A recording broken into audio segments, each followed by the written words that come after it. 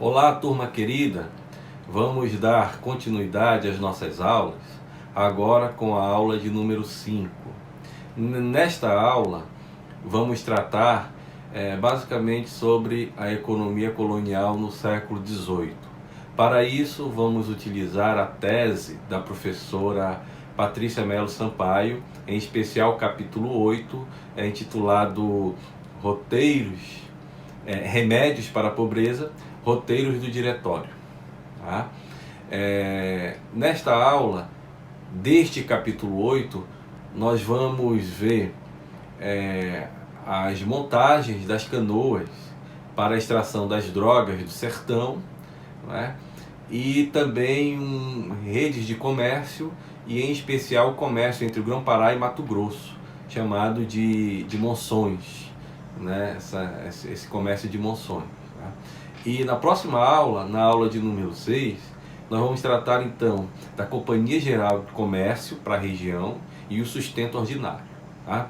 Eu preparei um pequeno esquema para comentar em cima sobre essa montagem das canoas para a extração das drogas do sertão e também essa construção de redes de comércio, esse comércio de monções entre o Grão-Pará e o Mato Grosso. Tá? Então vamos ao esquema, por favor.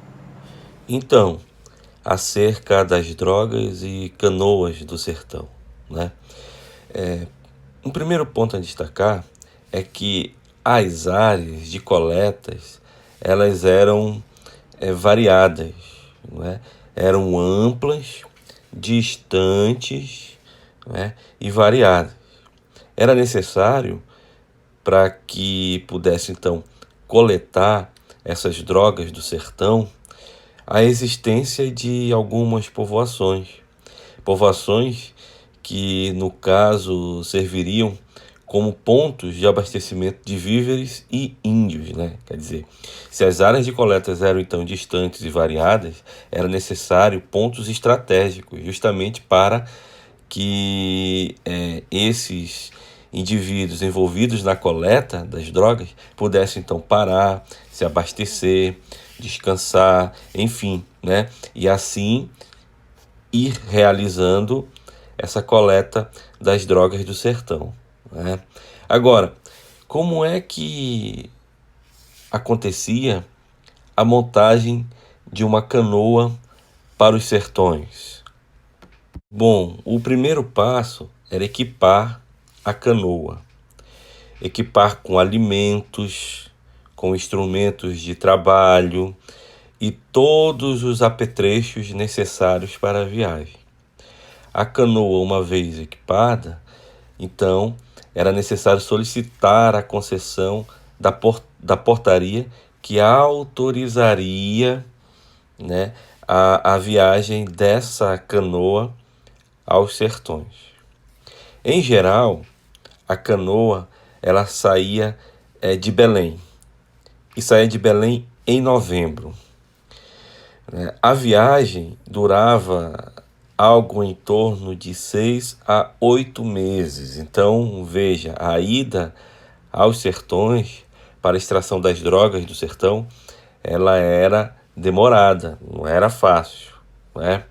Em geral, nessa ida, o proprietário da canoa não acompanhava esse processo. Quem ficava responsável pela canoa era o cabo de canoa, né, que se responsabilizava por esse tipo de atividade, né, fiscalizando, mas também conduzindo a mão de obra. O cabo de canoa ele era um personagem nesse processo importante. Portanto, com a portaria expedida, a canoa ela passava nas povoações existentes para recolher os índios para a atividade de extração das drogas do sertão. Os índios, eles eram remeiros, eles adentravam na mata para extrair as drogas do sertão. Tinha também o piloto, que era responsável, sobretudo, né, por indicar caminhos, porque conhecia esses caminhos, enfim. E estes índios que desenvolviam essas atividades nesse processo, em tese, recebiam salário, né? 12 varas de algodão, alqueires de algum tipo de produto, dentre outros, né? Deste modo, nós temos então a canoa direcionada para a coleta das drogas do sertão. É importante dizer que essa canoa, ela é das povoações, porque também tem as canoas de particulares. Como nós estamos aqui utilizando o capítulo 8 da tese da professora Patrícia Sampaio, Remédios para a Pobreza, roteiro dos diretórios, né? Então ela fala isso, ela tem esse cuidado de dizer que esse processo de montagem de uma canoa para os sertões é referente à canoa das povoações. Então a gente sublinha isso aqui. Desse modo, a ida aos sertões, ela ocorria sobretudo porque essas canoas, elas subiam e desciam os rios da Amazônia, né? Quer dizer, essa rede hidrográfica, ela era fundamental para conectar as diversas regiões e atingia tanto os sertões do Rio Negro quanto também outras localidades, por exemplo, outros rios, como rios Madeira e Guaporé, né, onde redes de comércio eram construídas, inclusive redes de comércio vinculando o Grão-Pará ao Mato Grosso, né?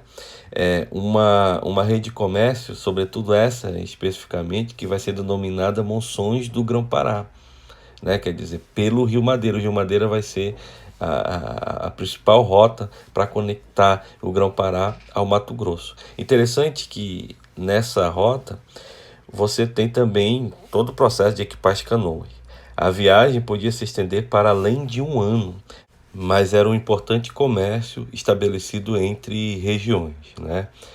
Na viagem de subida, por exemplo, a carga ela era formada por diversos produtos, em geral manufaturas importadas, como tecidos, utilidades domésticas, ferramentas e demais apetrechos, né? No retorno, a carga era menos variada, então ela era composta de ouro e diamantes, mas também cereais, açúcar, tecidos grossos, né? Então, veja só, era uma rota comercial importantíssima, onde o comércio se dava, mas não era qualquer um que realizava esse comércio. Em geral, eram aqueles que possuíam grandes cabedais, eram aqueles que possuíam, não é, condições de arcar com os riscos desse comércio, sobretudo se nós considerarmos o Rio Madeira, com a sua correnteza forte, com a parte também onde há pedras e cachoeiras, que era necessário toda uma estratégia para subir esse rio, né, e realizar esse comércio. Então, isso acabava, inclusive, a própria professora Patrícia Sampaio toca nessa questão, reforçando, né, a acumulação de capital e a desigualdade na região no século XVIII. Né? O comércio as canoas que iam para os sertões também elas exigiam, né, fortes investimentos. Então,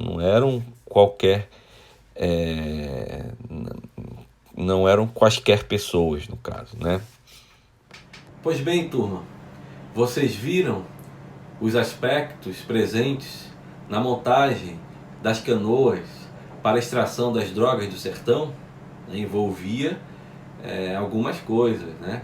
E também o comércio estabelecido entre o Grão-Pará e o Mato Grosso, né? Então veja que, pelo menos na aula de hoje, nós vimos como se dava essa extração das drogas do sertão, a montagem das canoas e também a construção de redes de comércio, sobretudo esse das monções.